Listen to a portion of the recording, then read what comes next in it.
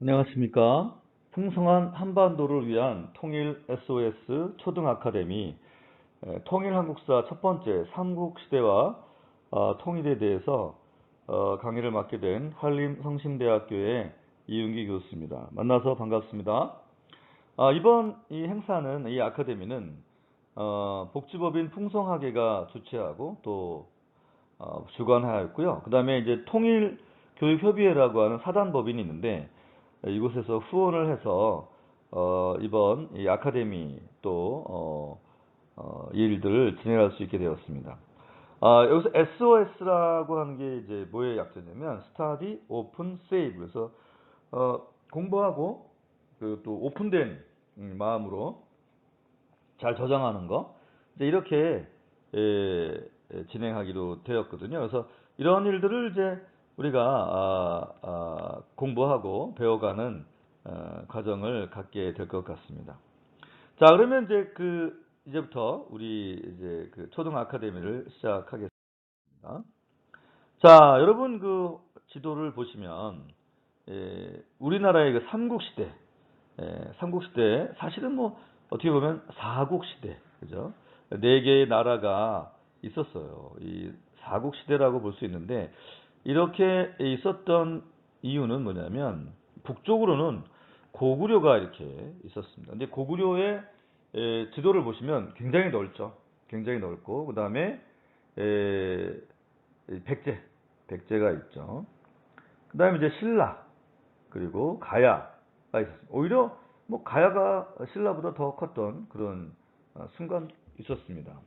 그리고 이제 제주도를 탐나국이라고 아예 나라로 했었었는데 이게 뭐 5국이냐 4국이냐 뭐 그러는데 뭐 보통 삼국 시대라고 얘기합니다. 왜냐하면 이제 신라가 가야를 이제 갖게 되면서 많이 이제 바뀌게 되죠. 이랬던 사실 이제 고구려가 보시면 이제 중국의 일부와 또 이제 러시아의 일부까지 다 이제 우리나라 땅이었었죠. 근데 고구려가 통일을 하지 못합니다. 오히려 이 작은 신라가 통일을 하게 되면서 이 북부의 많은 땅들을 중국에게 당나라에게 이제 빼앗기는 일들이 아픈 통일의 역사가 우리 삼국시대에서부터 이미 있었던 것입니다. 자, 통일을 한 통일신라는 문화를 꽃피웠습니다. 그러니까 통일을 하게 되면 보통 전쟁에 대한 두려움과 전쟁에 대한 준비죠. 전쟁 준비는 뭐가 있을까요? 전쟁 준비. 전쟁 준비는 이제 뭐 무기를 준비하고 그죠? 무기.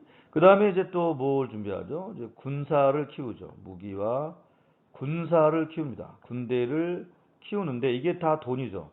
다 돈이 들어가는 거예요. 그런데 이 전쟁 준비를 안 하게 되면 돈이 이쪽으로 안 들어가죠. 돈이 이쪽으로 안 들어가면서 강력한 문화를 꽃피울 수 있게 됩니다. 그래서 엄청난 여러분 이거 다 보이시죠? 다보탑, 석가탑, 그다음에 뭐 석굴암 뭐 이런 어마어마한 일들을 이제 만들어냅니다. 이게 다 이런 문화는 어떻게 꽃피우게 되느냐? 전쟁을 하지 않기 때문이에요. 통일을 한 신라는 전쟁에 대한 준비를 하지 않아도 되기 때문에 아무래도 문화를 꽃피우는데 어려움이 없었다. 자, 그러면 이제 삼국 통일은 어떻게 됐느냐? 신라는 백제의 침입으로 대하성이 함락되는 어려움을 겪었어요. 나중에는 당나라와 뭐 지금의 중국인데 힘을 합쳐서 백제를 660년에 멸망시키고 이어서 668년, 딱 8년 뒤에 고구려를 멸망시킵니다.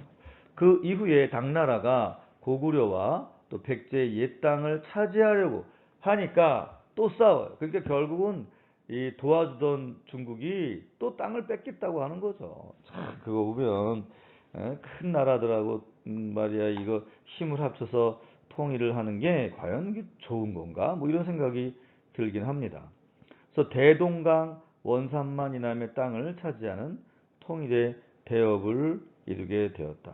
그러니까 당나라랑 같은 편이 됐다가 또 나중에는 싸우는 상황이 되었던 거죠. 그런데 삼국 통일을 한 그 원동력, 힘이 뭐냐? 신라는 웅변에 능하고 외교가 뛰어난 김춘추가 있었고, 김유신 장군이 있었고, 태정무효랑 김춘추의 아들 문무왕 등이 나라를 위해서 애쓴 지도자와 신라의 정신적 지주가 되었던 화랑도 정신이 그 원동력이다. 어떤 나라나 개인이나 가장 중요한 건 정신. 그죠? 똑바로 된 정신, 나라를 사랑하는 정신. 그죠? 이런 정신이 정확하지 않으면 사람이 아무리 번듯해 보여도 이 정신이 메롱이면 문제가 심각해지는 거잖아요. 그래서 여러분들도 좋은 마음, 그죠? 훌륭한 정신력 이런 것을 가져야 될 필요가 있습니다. 근데 신라가 작은 나라였음에도 불구하고 삼국을 통일하는 것은 정신에 있었던 거예요. 정신을 훈련시키고 군대를 키우고 하는 일들이 매우 중요합니다. 자, 그럼 삼국 통일의 의의가 뭐냐? 신라의 삼국 통일은 비록 당나라에 의존하고 그 외국의 힘을 빌렸죠. 그리고 또 대동강 이남에 한정되었다는 것은 작은 땅이었어요, 사실은. 하지만 최초의 민족 통일이었어요. 우리나라의 역사에서 뭐 고조선의 역사를 보긴 해요. 근데 고조선의 역사를 통해서 통일을 한번 다뤄볼 수 있지만 사실은 역사학자들은 아직까지는 최초의 민족 통일은 신라가 백제와 고구려를 통일한 것으로 봅니다. 하나의 국가, 새로운 민족 문화 건설의 계기가 만들어졌다고 하는데 이 삼국 통일의 의의가 있습니다. 왜냐하면 경상도 사람들 전라도 사람들 백제, 그 다음에 또 이북 사람들 고구려가 하나가 되었던 이게 삼국 통일의 의의가 있다 이렇게 보는 것입니다. 자, 그럼 과정을 보면 676년에 통일을 했지만 저며 675년에 나당 전쟁을 했었고 고구려의 멸망은 668년이었고 백제의 멸망은 660년. 그래서 이렇게 점진적으로 통일을 했지만 작은 땅을 갖게 됐다. 물론 이제 신라의 입장에서 봤을 때는 엄청나게 큰 땅이긴 한데 고구려의 입장에서 봤을 때는 진짜 많은 땅을 빼앗겨 버린 안타까운 상황이었습니다. 자, 그럼 당나라는 어떻게 침입을 했느냐? 당나라는 여기 중국이죠. 그래서 이쪽으로 보통 침입을 해요. 그래서 이 평양성, 그 다음에 이쪽을 또 침하죠. 지금의 한양, 인천 이쪽이에요. 그래서 근데 이제 이쪽에서 한양 쪽에서 신라군이 당나라를 격파하게 되고, 그다음에 평양성을 빼앗으면서 대동강 근방으로 이제 나라를 통일하게 됩니다. 통일 신라 시대 해상 무역 항로는요, 보시다시피 평양, 그죠? 사비, 그다음에 청해진, 금성, 그래서 일본하고도 외나라하고도 하고, 그다음에 중국하고도 하고 이렇게 열심히 무역을 통일 신라 시대 때 했어요. 그래서 이제 나라를 발전시켰죠. 그래서 지금의 상해 아시죠? 그 상하이, 전남 영암에서 상하이로, 또 경기도 남해 당항성에서 산둥반도로, 울산항에서 국제 무역항이 되었고요. 무역품은 이제 배, 해포피, 그다음에 금은 세공품을 했고요. 수입은 비단이나 책이나 귀족의 사치품 같은 것들을 수입을 했습니다. 또 당나라 진출 지역은 산둥반도, 또 양쯔강 하류에 진출해서 그곳에 신라방, 신라소, 신라관, 신라원 등을 설치하고 열심히 무역을 했던 역사가 신라에 있었습니다. 뿐만 아니라 일본하고도 무역을 했는데 초기는 상호 견제로 부진했지만 8세기 이후에 활발하게 됩니다. 그리고 장보고의 해상활동이 청해진 완도에 설치하면서 당나라와 일본의 무역을 독점하면서 엄청나게 성장하게 되는 것이죠. 지금도 우리나라는 반도 국가고 그래서 이 무역을 잘 활용합니다. 그래서 지금도 우리가 무역으로 먹고 살죠. 이 무역이라고 하는 건 매우 중요한 요소가 됩니다. 해상왕 장보고는 남해안의 완도를 근거지로 해서 당나라와 신라, 일본을 잇는 바닷길을 장악해서 해상왕국을 건설했습니다. 중국의 법화원이라고 하는 절을 지었고, 당시 당나라 동해안 지역에 있는 많은 신라인들이 거주하였는데 이걸 신라방이라 하였고, 신라인 스스로 자치권을 행사했습니다. 연안 운송업과 상업에 종사하는 자들과 양주, 소주, 명주 등지에서 아라비아, 페르시아 상인과 교역하는 사람이 있었습니다. 그리고 당나라와 일본을 오가며 국제무역에 종사하는 사람들이 많았습니다. 그러니까 이때부터뿐 아니라 지금도 사실은 일본하고 중국하고 엄청나게 무역을 저희가 하고 있지 않습니까? 장보고는 이들에게 상당한 영향력을 행사했고, 아울러 이들의 지원을 받아서 또 국제무역을 활발하게 전개했던 것이 바로 우리의 역사입니다. 청해진을 설치해서 당나라 해적에게 신라인들이 끌려가는 노예 생활하는 모습이 매우 안타까웠기 때문에 전투력을 갖춰서 우리나라 사람들이 노예로 끌려가지 않도록 해적을 소탕해서 해상권을 장악하기 위해서 이런 일들을 장보고가 했습니다. 나라를 지키면서 또 무역도 하는 그런 멋진 일을 해냈죠. 자, 그러면 여기 이제 인물들의 공통점이 뭘까요? 화랑, 김유신, 김춘추. 이건 이제 신라의 지도자들이죠. 신라의 지도자. 그래서 신라의 지도자들이 어떻게 나오느냐? 저는 이 화랑에서 나온다고 봅니다. 화랑 정신이죠. 이 화랑 정신 세속오개를 가지고 나라를 사랑하고 부모를 존경하면서 또 몸과 마음을 갈고 닦아서 그래서 지금도 여러분 우리나라에 육군사관학교가 있는데 화랑역이 있어요. 육군사관학교. 제가 이 근처에 사는데 육군사관학교에 가면 화랑들이다. 지금 신라의 화랑이 지금의 육군사관 생도가 됐다. 그래가지고 육군사관학교 입구에 화랑이 말을 타는 그런 동상이 또 있습니다.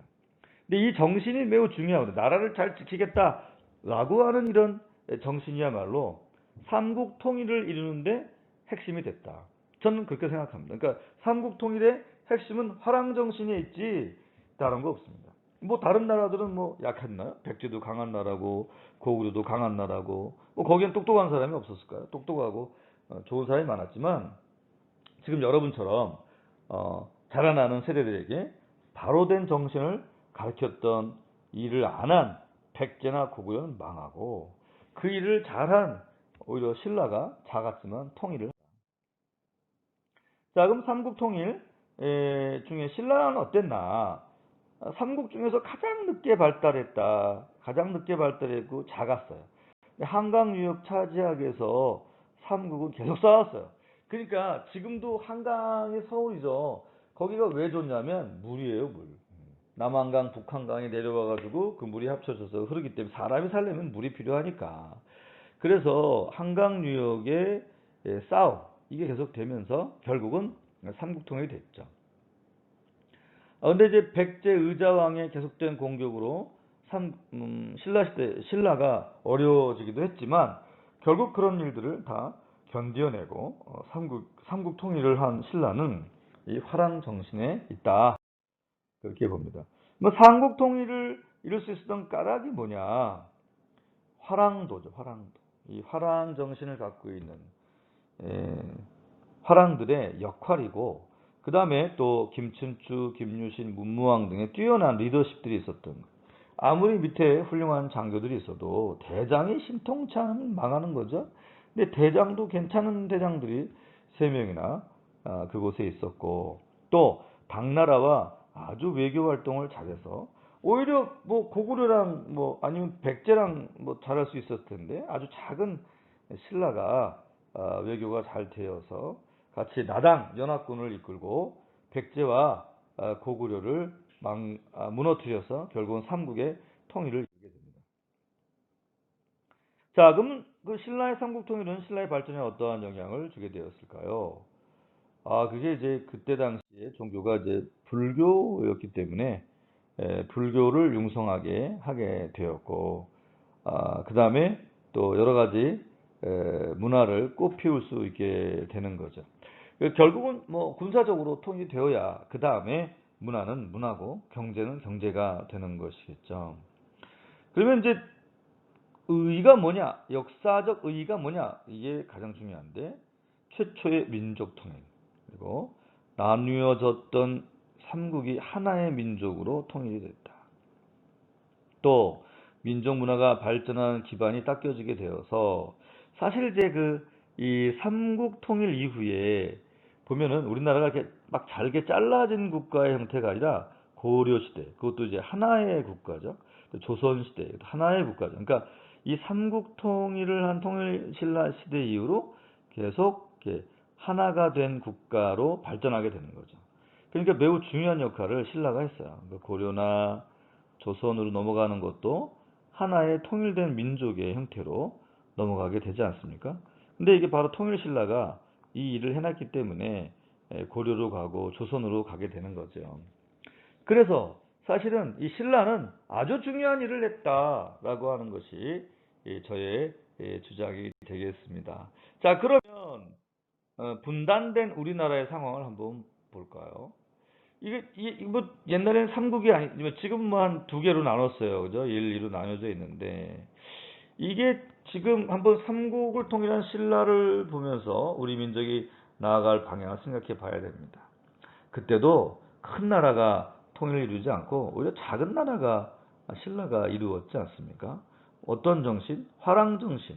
그러니까 여러분 우리 자라나는 우리 초등학생들이 이런 나라를 사랑하고 나라를 위해서 목숨을 걸 줄 아는 이런 정신들을 갖추어 가셔야 돼요. 그것이 진정한 통일을 이루는 에너지가 된다. 결국은 국가가 통일을 하는 것도 한 개인의 정신에서 시작하는 거죠. 여러분들 초등학생이라고 너무 어리다고 얕보지 않겠습니다. 저는 얕보는 상황이 되지 않도록 여러분도 또 열심히 공부하고 또 이 공부한 것들을 같이 잘 나누고 그래서 우리나라가 나중에 통일이 되는데 큰 원동력이 바로 여러분들이 될 수 있기를 부탁을 드리겠습니다.